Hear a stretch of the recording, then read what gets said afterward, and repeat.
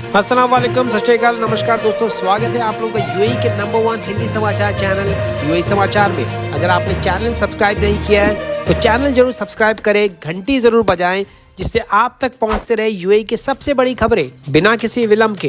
तो ये है आज के मुख्य समाचार। विजयी विश्व तिरंगा प्यारा, झंडा ऊंचा रहे हमारा। ट्विटर पर कॉन्सुलेट जनरल ऑफ इंडिया के ऑफिस ने ये मैसेज पोस्ट किया ट्विटर अकाउंट पर और पूरे देशवासियों को भारत के 74वें स्वाधीनता दिवस पर सब लोगों को बधाइयां दी। इस खास मौके पर दुनिया की सबसे ऊंची इमारत बुर्ज खलीफा और अबू धाबी की बहुचर्चित इमारत एडनॉक का headquarter, Abu Dhabi national oil company का हेडक्वार्टर, दोनों रहे सरोबार तिरंगे झंडे से। खास मौके पे हिजान शेख खलीफा बिन जायद अल नाह्यान, जो कि यूएई के प्रेसिडेंट भी हैं, उन्होंने बधाई संदेश ज्ञापित किया भारतीय प्रेसिडेंट श्री रामनाथ कोविंद को इस खास मौके पर। और हिजान शेख मोहम्मद बिन राशिद अल मखटूम, जो कि देश के उपराष्ट्रपति और प्रधानमंत्री भी हैं, और हिजान शेख मोहम्मद बिन जायद अल नाह्यान, जो कि क्राउन प्रिंस है अबू धाबी के और डेप्यूटी सुप्रीम कमांडर भी हैं यूएई आर्म्ड फोर्सेस के, उन्होंने भी बधाई संदेश ज्ञापित किए भारत के राष्ट्रपति श्री रामनाथ कोविंद और भारत के प्रधानमंत्री श्री नरेंद्र मोदी को। जितने भी तमाम दुबई के रेसिडेंट्स वीजा होल्डर्स हैं, उनको GDFRA अप्रूवल की आवश्यकता होगी दुबई लौटने के लिए। ये खुलासा किया है GDFRA ने।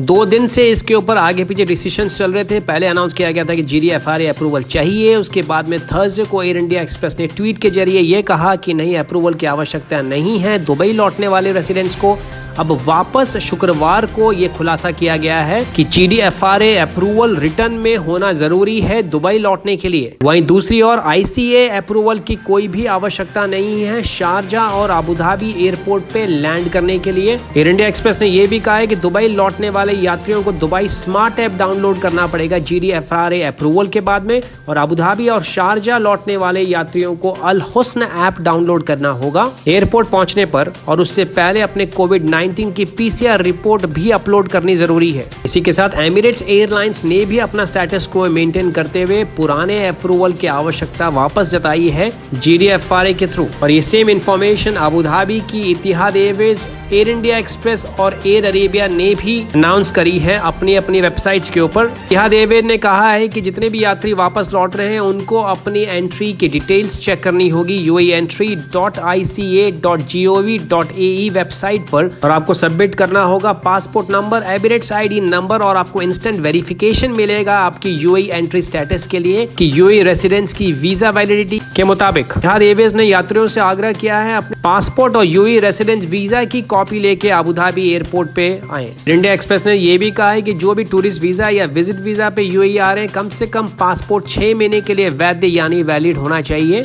अराइवल डेट से। तमाम विजिट वीजा होल्डर्स को हेल्थ इंश्योरेंस में कोविड-19 की कवरेज भी शामिल हो, ये करना अनिवार्य है चेक इन से पहले। और एयरपोर्ट पहुंचने पर सेल्फ डिक्लेरेशन फॉर्म और क्वारंटाइन अंडरटेकिंग फॉर्म भी भरना होगा उस अमीरात में जहां पे आप लैंड कर रहे हैं। दुबई में एक यूरोपियन मूल की महिला को गिरफ्तार किया गया है। प्लास्टिक सर्जरीज करती थी अपने घर पे, और इसके लिए इंस्टाग्राम अकाउंट और दूसरे सोशल नेटवर्किंग अकाउंट के ऊपर प्रमोशन के द्वारा ग्राहकों को अप्रोच करती थी। कर्नल ओमार मोहम्मद बिन हमाद, जो कि डेप्यूटी डायरेक्टर हैं एंटी इकोनॉमिक क्राइम डिपार्टमेंट के, उन्होंने कहा कि काफी दिन से इस सस्पेक्ट यानी इस महिला के ऊपर पुलिस डिपार्टमेंट नजर रखे हुए था, और इसके बाद दुबई हेल्थ अथॉरिटी के साथ में मिलकर एक साझा ऑपरेशन करके इसको रंगे हाथों पकड़ा गया एक फीमेल ऑफिसर के साथ। यूएई की राजधानी अबू धाबी में भारतीय दूतावास में भी सोशल डिस्टेंसिंग का ख्याल रखते हुए आज पूरा स्वाधीनता दिवस समारोह लाइव स्ट्रीम किया गया।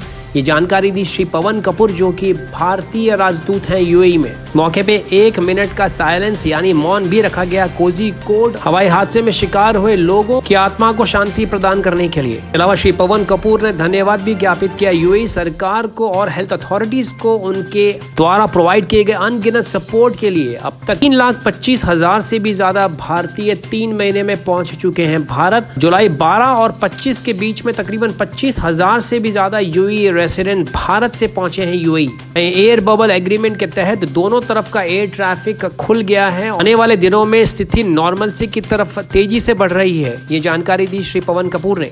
दुबई के राजा और इस देश के उपराष्ट्रपति और प्रधानमंत्री शेख मोहम्मद बिन राशिद अल मखटूम ने विजिट किया आज मोहम्मद बिन राशिद यूनिवर्सिटी मेडिसिन और हेल्थ सर्विसेज की और उन्होंने धन्यवाद ज्ञापित किया तमाम फ्रंट लाइन वर्कर्स ने कंधे से कंधा मिला के लड़ाई की है इस कोरोना महामारी के खिलाफ। उन्होंने धन्यवाद ज्ञापित किया in front line first line of defence तमाम मेडिकल कार्यकर्ताओं को और कहा कि हमें गर्व है आपकी परफॉर्मेंस तमाम उपलब्धियों पे। गौरतलब है कि इसी कमांड सेंटर के थ्रू जितने भी हेल्थ केयर वर्कर्स और मेडिकल प्रोफेशनल्स हैं वो कड़ी नजर रखे हुए थे दुबई के तमाम कोविड-19 के संक्रमित लोगों के ऊपर और गाइडलाइंस जारी कर रहे थे उन तमाम रेसिडेंट्स को जो इन्फेक्टेड थे वायरस से और उनको सारे इंस्ट्रक्शंस दिए जा रहे थे फोन के द्वारा और सोशल मीडिया के द्वारा। आपका दुबई वीजा से संबंधित किसी भी प्रकार का कोई भी क्वेश्चन है तो आप डायरेक्टली सीधा पूछ सकते हैं। भाई इमिग्रेशन के head director general of general directorate of residency and foreign affairs major general Mohammed Ahmed Al Mari से आपको ट्विटर पे जाके #AskDXBOfficial टाइप करना होगा और अपने क्वेश्चन लिखने होंगे। खास अनाउंसमेंट किया है दुबई मीडिया ऑफिस ने ट्विटर के हवाले से जिससे कि आप डायरेक्टली संवाद यानी डायलॉग कर सकते हैं हायर ऑफिशियल्स यानी उच्च अधिकारियों से सीधा। 24 घंटों में 283 नए केसेस देखने को मिले हैं कोरोना वायरस के और वहीं 98 नई रिकवरीज भी हुई है। वहीं दूसरी तरफ 2 नई मृत्यु भी दर्ज की गई है जिसको मिला के अब तक मृतकों की संख्या हो गई है 361। टोटल एक्टिव केसेस हैं संयुक्त राष्ट्र अमीरात में 6170।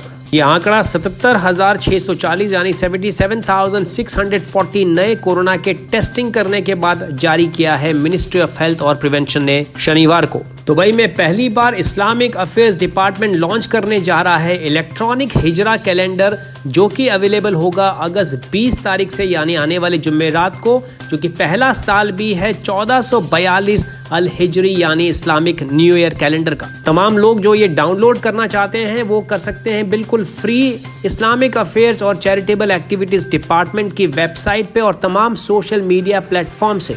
दिन पहले डॉलर के मुकाबले 74 तक गिर गया था रुपया और अब संभल के पहुंच गया है वापस 20.25 रुपीस एक दिरहम के मुकाबले। पाकिस्तानी रुपया 44.82 पे बंद हुआ, बांग्लादेशी टका 22.32, श्रीलंकन रुपीस 49.72 और नेपालीज रुपी 31.29 पे बंद हुआ। ये फॉरेक्स के आंकड़े शुक्रवार के हैं क्योंकि मार्केट सैटरडे और संडे को बंद रहता है।